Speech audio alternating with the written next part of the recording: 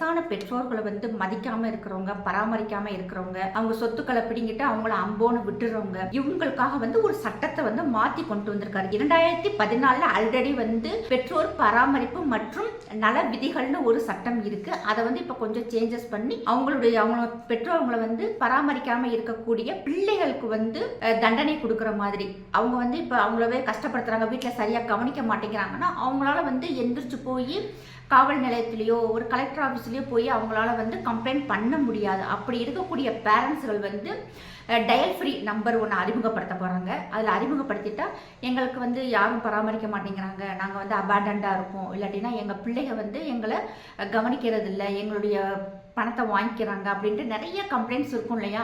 அதுகளை வந்து அவங்க கம்ப்ளைண்ட் பண்ணுறதுக்கு டயல் ஃப்ரீ நம்பர் ஒன்று கொடுக்க போகிறாரு. இப்போ இந்த பெற்றோர்களை வந்து கவனிக்காமல் இருக்கக்கூடியவங்களுடைய சொத்துக்களை வந்து பறிமுதல் பண்ணலாம் அப்படின்னு சொல்லியிருக்காங்க.